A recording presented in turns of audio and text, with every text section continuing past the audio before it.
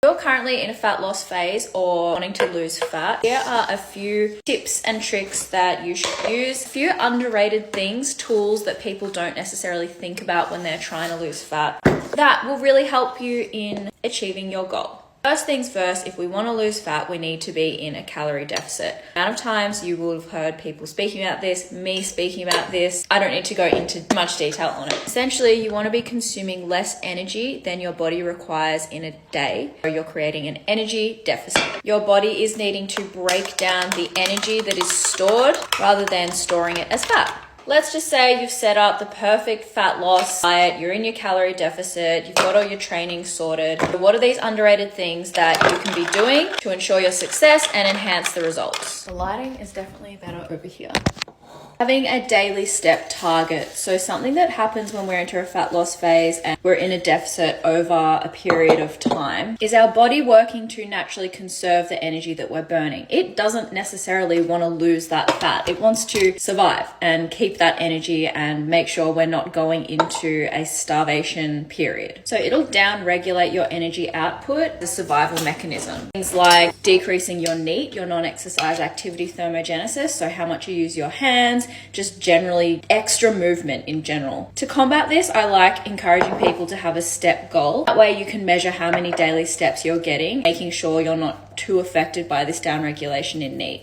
A lot of people don't even realize the subconscious downregulation that's happening. So they mightn't realize how frequently they're using their hands, how much that's stopped, how much they're starting to lean on things now, like they're not even holding their bodies upright themselves. It's actually so crazy and interesting that the body does this. So clever. Next thing, we want to make sure we're having good quality sleep. We have poor sleep where we're not getting enough hours of sleep and the actual quality itself is crap. It's going to affect key fat loss hormones, ghrelin and leptin. These two hormones are responsible for keeping us full, keeping us satiated, and signaling our hunger cues. So if we're having poor sleep and we're in a deficit, these hormones are going to be doing things like telling us we're not full, even though we've eaten a meal. They're going to be telling us that we are extra hungry. Obviously, these things aren't conducive to being in a fat loss phase and sticking to your calorie deficit. Aim to be really consistent with just went all in my salt. Be really consistent with your sleep routine and habit and patterns. Obviously, not everyone has the luxury of doing that, but do it as best as possible and understand if you are feeling extra hungry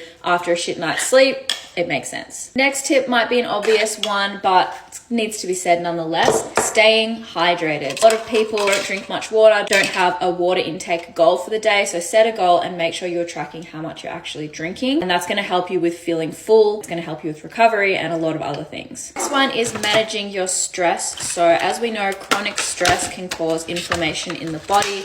This is going to skew what we see when we are tracking our fat loss. So jumping on the scales, having a stressed, inflamed body and causing water retention, it's not necessarily causing fat gain, can affect data that you're capturing and what you see on the scales as a result of being stressed. So things I like to do are meditation, deep breathing, journaling, reading, going for walks because I'm getting my steps in as well, being in nature, and less time on my phone. Moving on to the nutrition side of things, so ensuring you're hitting your protein intake.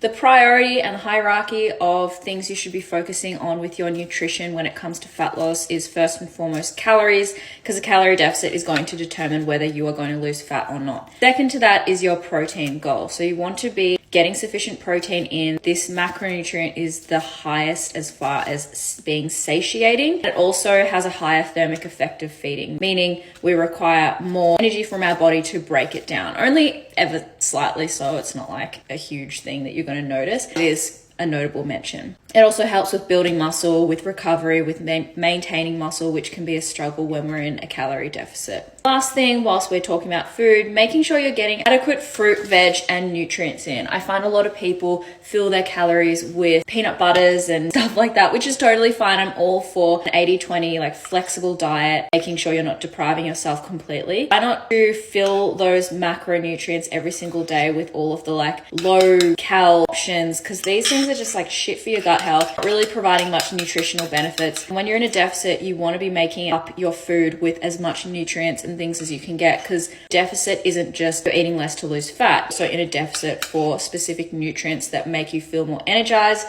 And that energy is going to carry over to your training, your mental health, your ability to stick to your calorie deficit for the duration you are in your fat loss phase. And these are all things to ensure that you're successful in this deficit. So, salted caramel protein oats, greens, and the salt that now has protein powder mixed into it. Those tips were helpful, guys. Please make sure you like and follow if you want to see more content on fat loss and muscle. I got you covered.